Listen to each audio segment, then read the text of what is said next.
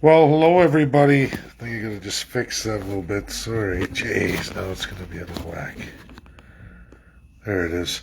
Okay, I wanted to do this video, everybody. It's critical. It's to the point. It's the highlight of what's wrong in Canada today.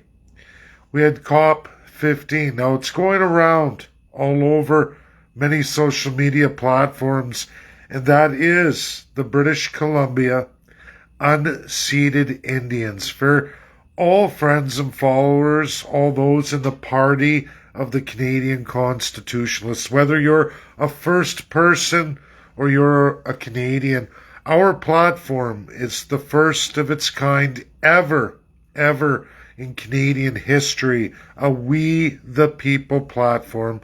How to fix Canada, settle all the claims, self-government, true self-government, self-determination, a nation within a nation, a great release of the crown lands withheld from all the First Peoples and all Canadians today. Folks, COP 15 is all about having the world, every country, reserve 30% of its lands for environmental purposes, meaning letting nature be nature. I can assure all Canadians, all of you, all First Peoples, much more, many times more than that, is reserved in Canada for the Crown Colonial First Class Divine politicians. For many years on Wikipedia, government websites, books, and education materials throughout the Commonwealth, throughout the world, it's always been Her Majesty Queen Elizabeth's land.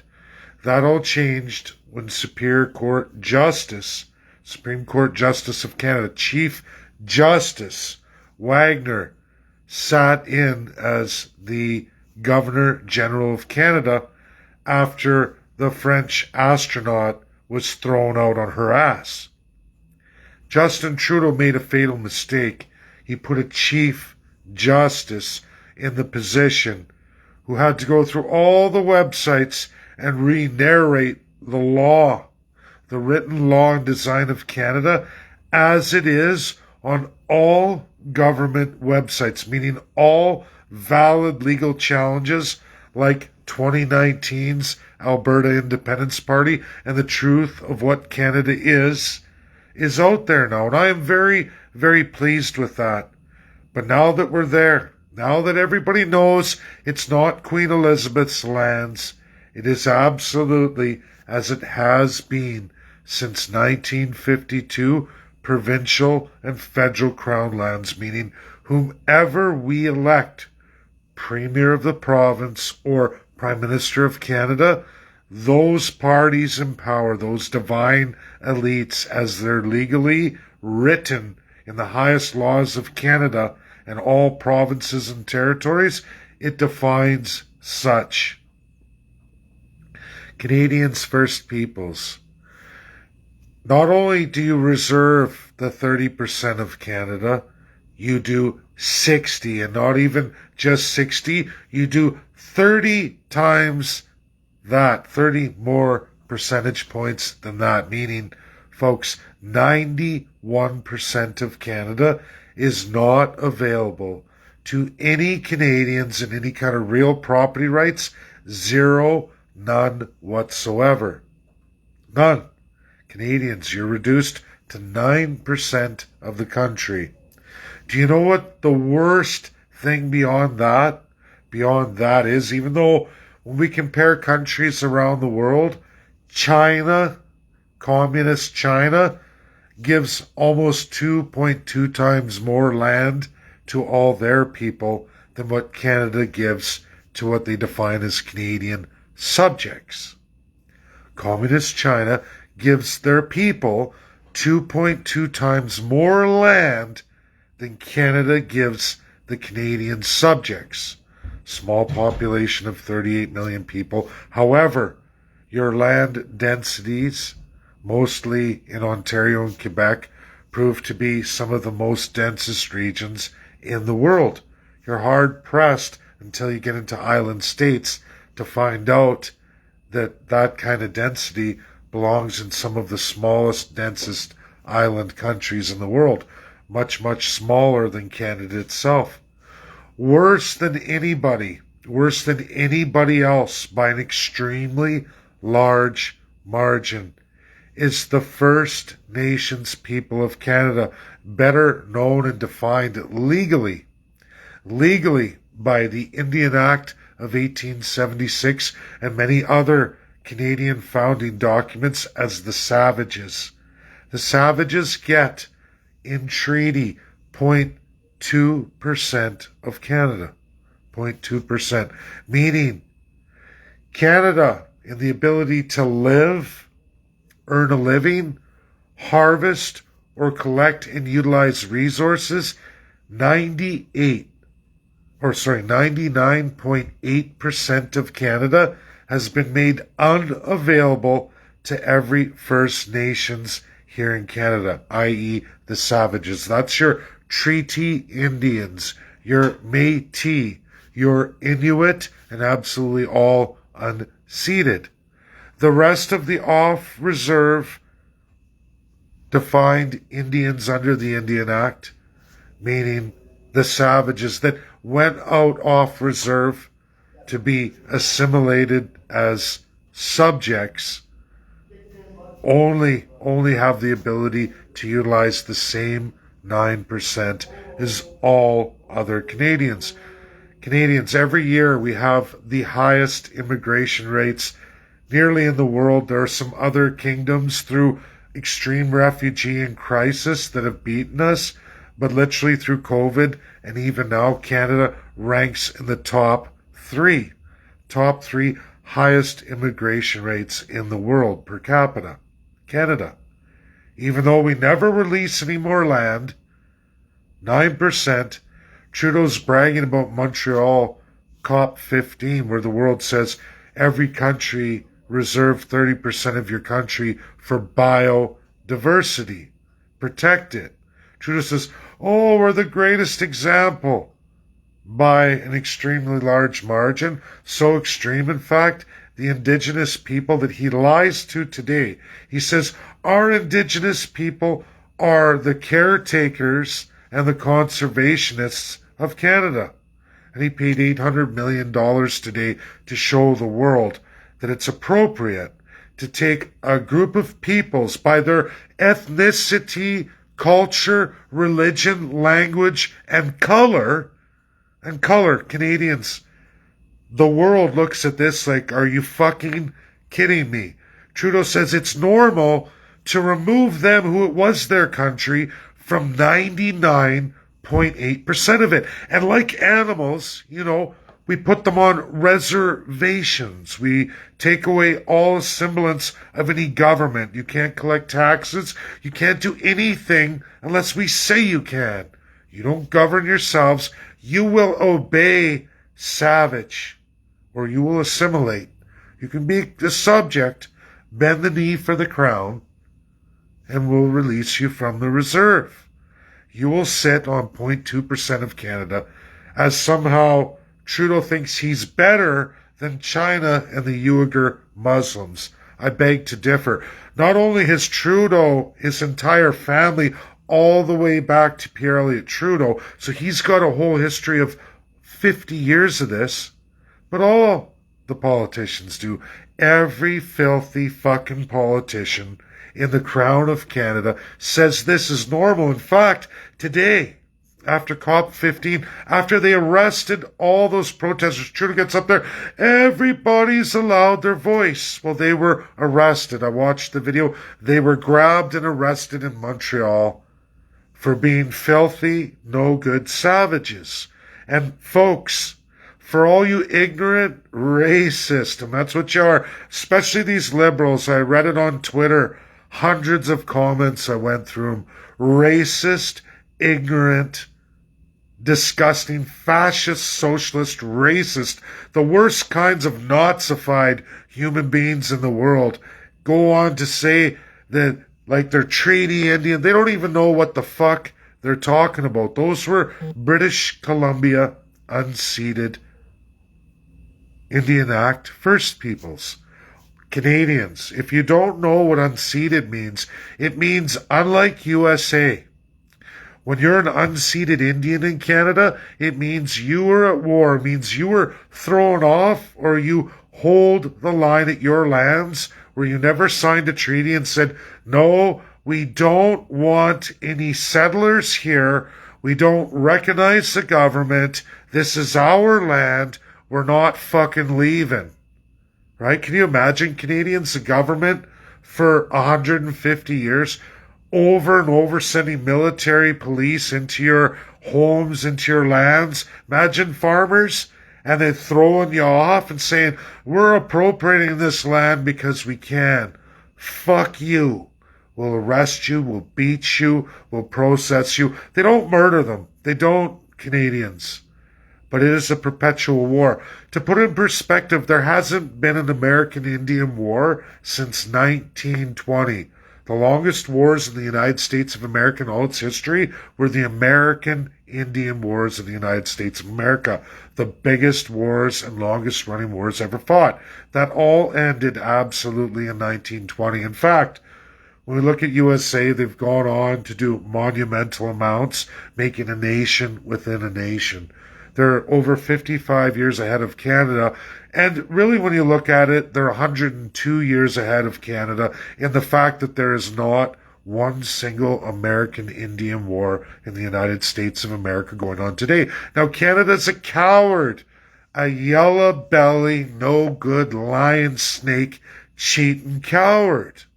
They're at war with the Canadian Indians in unceded land, the largest being Cascadia, but there is another in Ontario and portions of Quebec when we go through the St. Lawrence that's called Caledonia. Those two regions of Canada are absolutely and forever and a day at war with those Indians of Canada. That's the same people as the Siberian natives of Russia, the same people as the American Indians. So when I say Canadian Indians, I'm going by the legal definition that is the Indian Act 1876. And I can tell you folks, the treaties, the idea of taking a peoples, putting them on a tiny reserve and saying we're locking you down, no government, no nothing, you will take our money in small quantities, less than welfare, and you will live this way in these confines, imprisoned, and you will become a grudge on society, a dredge, and we will twist and twist Canadian subjects against you, the savages, and vice versa, and getting you at each other, and you will beg the government for everything you have. Folks, I can tell you clearly, for those asking me, First Nations or Canadians themselves, the treaties and everything about them hasn't been legal in the world in human rights since 1945.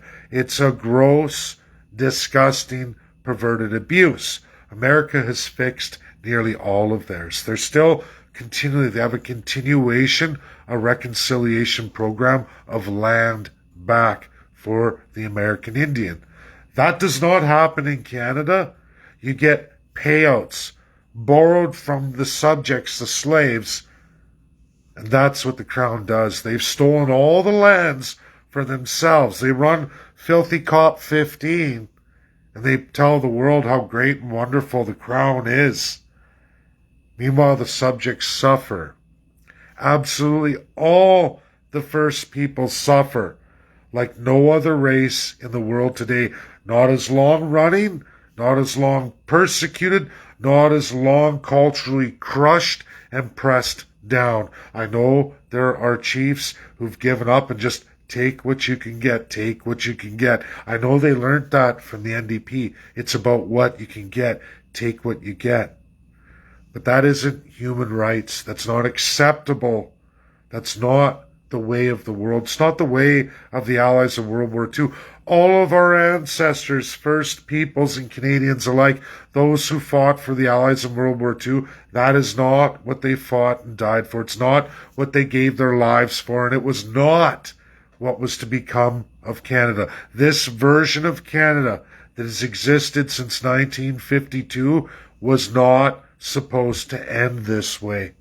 One monarch died, King George VI, and absolutely, forever and a day, it's been rape, pillage, and plunder by an elite force based in a far-off land, corrupting our politicians, yes, strongly led by the Liberal government of Canada, yes, the Conservative government of Canada, but NDP's right there too, just like all the other monarchical nightmares in history. You can read about all of them. I always go look at South Africa. Same three parties, a little variation of the Labour Party's name, the Conservative Party's name, and the Liberal Party's name.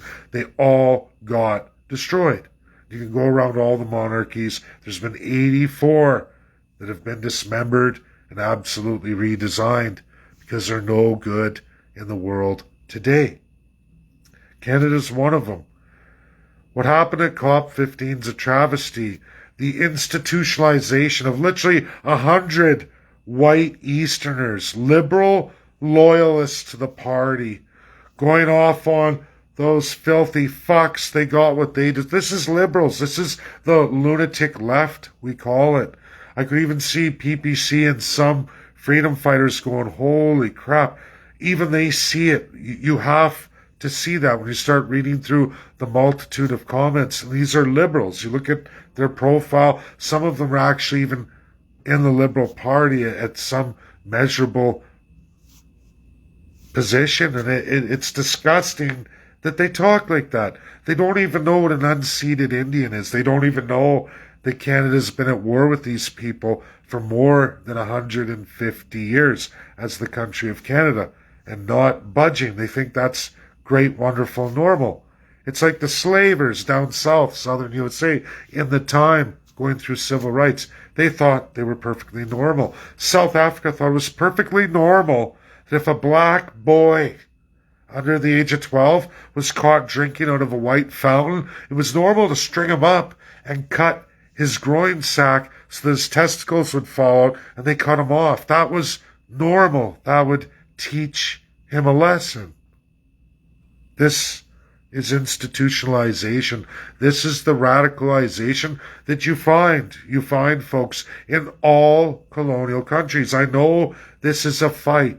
It's a monumental fight. I know it's not just a Canadian fight of the subjects, those deeply entrenched liberals, conservatives, NDP, because I know they're garbage out in BC.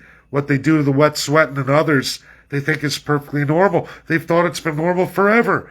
Hey, I listen to conservatives, even people who followed me for years. Hey, we won the war.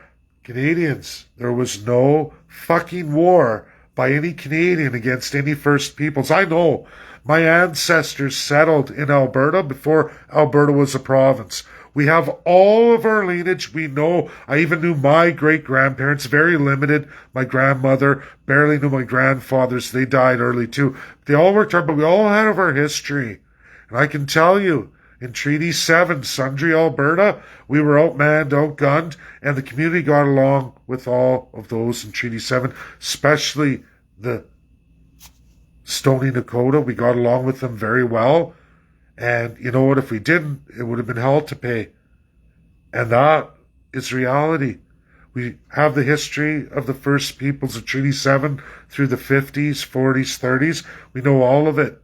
All of it. As it was, as our family lived it. We were here before Canada or Alberta was even a province of Confederation. So people try to tell me, don't tell me. We have all our family records. We have our original farm in Sundre, Alberta, one of the settling families. We even got our loan from the Lougheed family, Peter Lougheed's grandfather, right out of Calgary.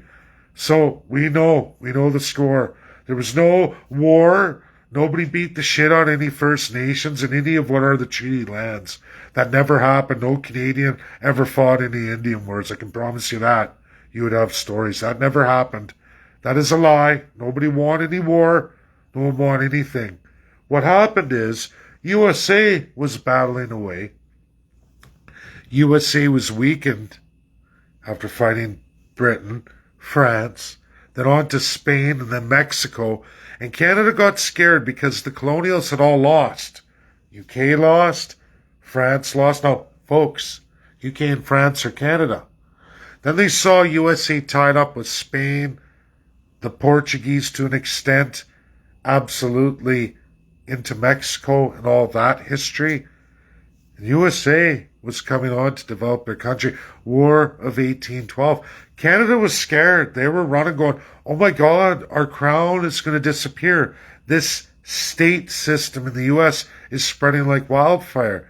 It's going to take the provinces and territories. Quickly, we have to settle with the First Peoples of Canada. We have to give them treaties. We have to promise them the moon and back so that we can bring settlers. It was a lie. Like all dirty, filthy, corrupt colonials, UK spanked from America, decided we want to keep our slave subjects. We're going to create this Canada. We're going to make a sweetheart deal with all the Canadian First Peoples, divide them from their American counterparts. Because God forbid we, the people, ever infected Canada, they're going to renounce the crown just as USA did, and they'll probably be USA. We likely would have been, all North America would have been nearly from USA to Canada, all the way up through the Arctic, would have been a we, the people, Democrat, Republican. There'd be a lot more states today, maybe 60, 62 states today. That's what would have happened. We see it in the East Coast in history. We see it out west. Californians like my family had migrated up into the Northwest Territories. They found Alberta and Saskatchewan. There was the Northwest Rebellion. Canada knew they were on the ropes, folks. That's why they made the treaties. No Indian wars. Anyone telling you that is a bull-faced liar. No war. We didn't win nothing. It was a deal of subjugation, and slaves will pay. They'll lease the land to us. The slaves will pay. Treaties aren't legal in the world today. You can't have slave subjects paying debts of a divine elite. You can't take a group of peoples and put them on a small portion reserve land, 0.2% of Canada. Think about that, Canadians. 0.2%. Trudeau has the audacity today to stand up and cop. He gets called a colonizer, a son of a bitch. Embarrassed him globally. Everybody saw it in the world. The world's watching. I was blessed and happy today. I loved watching that video. I was proud of those unceded First Peoples who traveled that great distance across Canada to deliver a mighty blow on Justin Trudeau. It's rattled NDP. NDP's already backing out of First Peoples on C-21. Trudeau's running into trouble. I hope that helps us, the subjects. I don't know if it will. It may just be another divisionary tactic where Trudeau says all those guns that they're banning, new gun bans, they may let the First Peoples go. I hope it spreads to all of us, the subjects too, but it's also their great divide. Keep the subjects fighting the First Peoples, the savages, and vice versa. And I see that every day. But never have I seen so many liberal, racist ignoramuses go off in pure fascism speak. Ignorant of the way the country is, ignorant of the truth of the country, like somehow these savages are privileged to be protected by Trudeau and his government. They're protecting your lands. It's not their lands, fuckos. You people are putrid. No different than the Nazi Germans. That's just the insiders, the loyalists of the Liberal Party of Canada. I know they're there with the Conservatives too. I know they're on my Facebook. But Trudeau's got a shit ton of fascist pigs. No different than the same institutionalized people of Nazi Germany, of Imperial Japan, of absolutely South Africa. We could go on. I could go on and on. Go on and on through monarchies. I've done many videos, many stories a lot of people have never heard. Trudeau is a fascist pig. Pierre Poilievre, fascist pig. Jagmeet Singh, fascist pig. Know why? Because that's the definition of crown. You can't be a constitutional monarchy with divinity of human beings and not be a divine socialist fascist. In the exact same definition of Adolf Hitler and so many other tyrants of the world, all from the monarchical systems, because folks, Canada was first. We're the first designed by Great Britain, 1867. Go look at the history of all those nut jobs in history that the Allies had to deal with and still deal with all the way up to 2005. And you can look at every single one, all these countries who went through the ICC, and you'll find they're all colonial architectures. Which architecture? Canada won 1867. If you don't believe me, go to Manchester. You'll find the tower. Triangle, Canada won Manchester. There is the truth. Look at the constitution ages of all the constitutions, and you find, guess who's the oldest constitutional monarchy design? Canada. Canada. That's my video, folks. Share, share, share. Party of the Canadian Constitutionalists is bringing the First Peoples and the Canadians together, the subjects and the savages, to become we the people, real citizens, a nation within a nation, 50-50. One UN state, two nations. We're going to destroy the crown legally in a federal election across the 338. Present the platform. Just like the embarrassment to Justin Trudeau and his fascist, pig liberal Canadians who are institutionalized in his diseased creation that goes back to his father and every liberal, on and on and on, as well as the Conservatives, as well as NDP, as well as Elizabeth May's Green Party. We can pick all the parties. Provincially, federally, doesn't matter. They're all enshrined with this. They're designed that way. They carry on that way. The crown corrupts absolutely. Divide the people, conquer them. Always find somebody to abuse more. And unfortunately, like the Nazis had the Jews, they're savages. Like the South African white crown had all their savage Africans. In Canada, the crown has the First Peoples.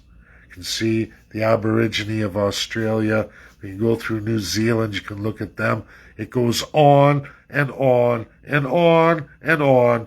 Every single monarchy does the same thing. Worst of the worst in modern times. Most loss of life. The most evil human has ever been. Ever been. Think about that. Think about that. Go ahead, go look at history yourself. Don't read Canada's books, Canada's education. Go out there and start reading papers by the world's greatest historians, legal scholars, best of the best, highest rating. You will find the truth. Start looking at countries, age of their constitution, when they became a monarchy, what they did while they were a monarchy in history. You will learn the truth. UK had the savages too when they were Great Britain. Their first savages, the first seen savages, were the Irish and the Scottish. Yeah. You will see the creation of it, the Dark Ages, and what Great Britain did to them. French have theirs too. You can go on and on. Spain, Portugal, they have theirs too. Over and over and over again. Monarchies don't work. They're the Dark Ages for a reason. They're the worst evil man's ever become. That's my video. Share, share, share. Get it out there. Educate Canadians. Know what Treaty Indian means. No war with any Treaty Indians. It was called, we're going to lose our crown. Quick, make a deal with the First Peoples. Promise them slave subject wealth. Forever and a day. We're just going to put you on a small little land. Don't worry, we're going to pay and take care. We're going to give them riches. They never got it. They just got turned into savages. The subjects still get screwed over today. We're victims, all of us. of a divine crown, a ruling elite who thinks they're gods over men and women. Why would you let that exist today, 2022? Wake up. Go look at COP15. Go look at Twitter. Look at Justin Trudeau's following as they run down the First Peoples. Don't even know who those people are. Don't even know what an unceded Indian is. Don't even really know what a treaty Indian is. It's sick. It's depraved. It's institutionalization. By whom created this fascist, socialist racism? Well, that's easy. Justin Trudeau, Pierre Poilievre, Jagmeet Singh, the list goes on and on and on. They can play their games, they can act all holier than thou, but we've seen it, COP15. Then we've seen the reaction of all the liberal insiders, the pure hate, the pure ignorance, the pure fascism. This idea of a divine socialism. Yeah, your divinity at our expense. Folks, share. Get it out there.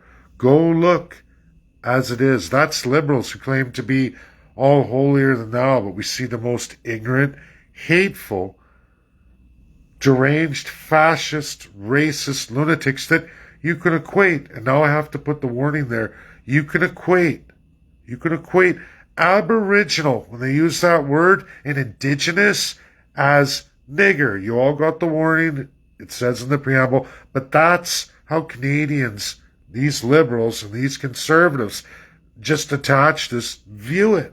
They view it as, you're no good savage niggers.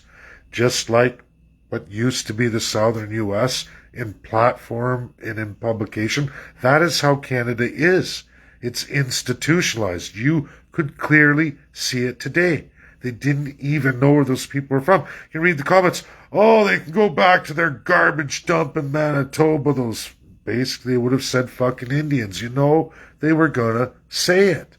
And you know when they say Indigenous or Aboriginal in those snarky terms, it's the same as the use of the word nigger. Just sounds like that. Indian, nigger. They say it the same way.